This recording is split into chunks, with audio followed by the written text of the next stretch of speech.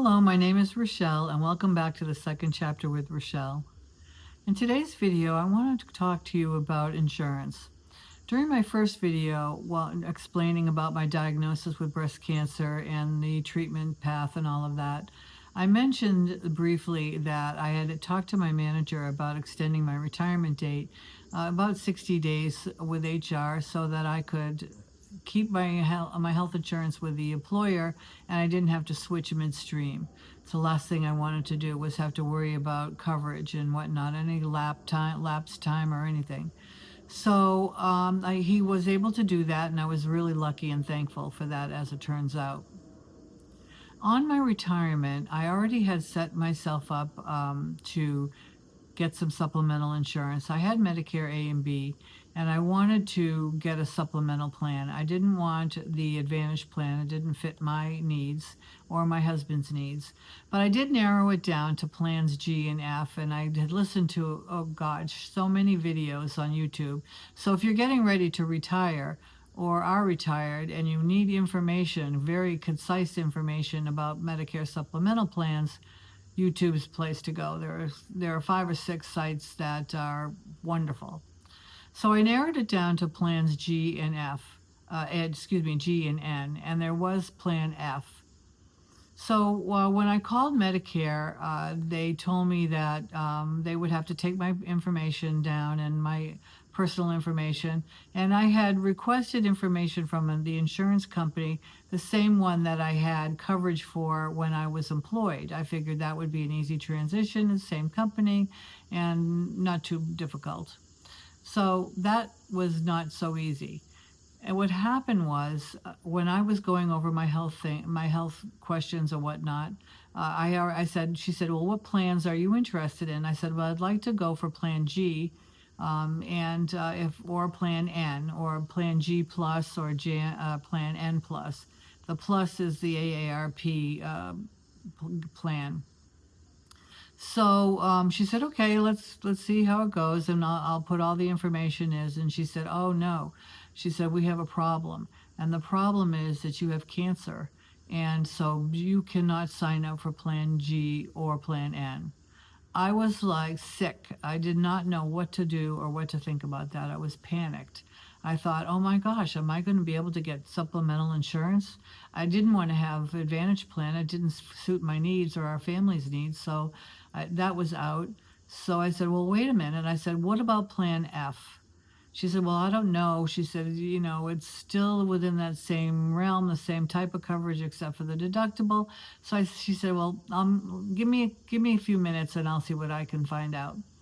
So I was on hold for about 15 or 20 minutes, and finally she came back and she said, you know what, good news, I can put you in for Plan F.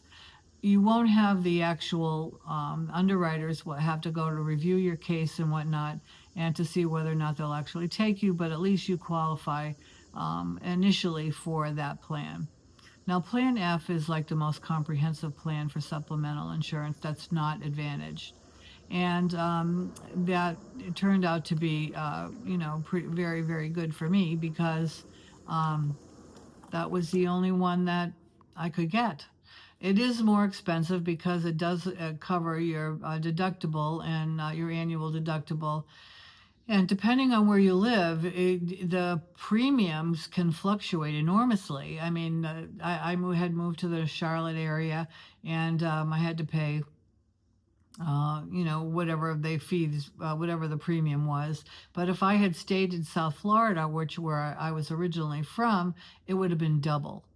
And I'm sure it's because there are many more retired people there, and so the pool of who they're going to pay is much larger. But that said, I was able to get Plan F, and I waited the almost 2 weeks to get the final approval, and I got the cards in the mail. I was so relieved. But also, I learned something important about not only about supplemental, but about Medicare B. If you're still employed and you have Medicare B, you can use that as a supplemental insurance. That becomes secondary to your employer insurance. And if you have to have outpatient surgery, and you're retired and you have to have outpatient surgery of any kind, or certain things that aren't covered in your 100% or whatever percentage in your employer plan, you can they can submit it as a secondary insurance with Medicare B, and it can be covered. And thank goodness that worked out for me, because when I had my surgery, my breast cancer surgery, and the biopsy, they submitted that to Medicare B because Medicare B covers outpatient surgery, whereas my employer surgery does not cover outpatient surgery. I think 20% or some ridiculous number. So I was very, very lucky that that all worked out. But reason I wanted to do this video is because as retirees, we really don't know what's out there.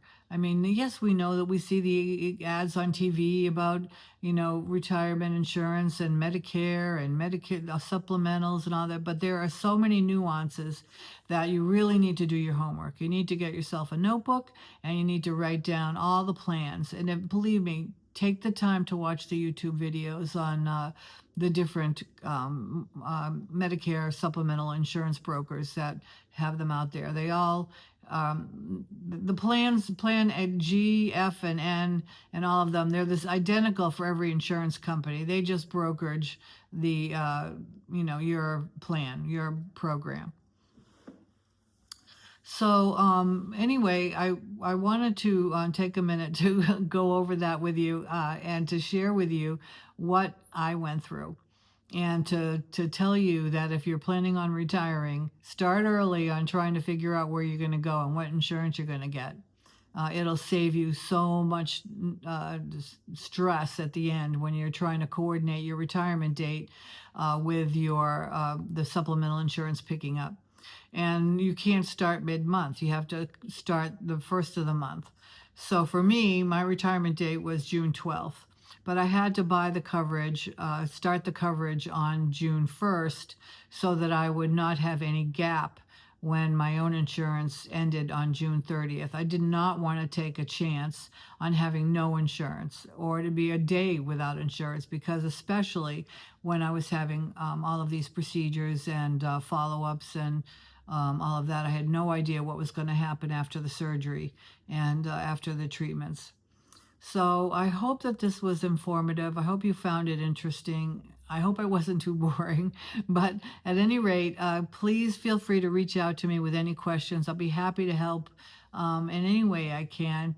Retirement is it's easy and it's not. It's fun and it's fun. So, but you have to kind of plan the things that you don't think about, and Medicare insurance was one of them for me. So thank you very much for tuning in, and I hope that you'll subscribe to my channel. And as I get better at this, I hope you will leave some comments, and I'll be happy to answer any questions I can. So have a great day, and look forward to talking to you in the next video. Bye-bye.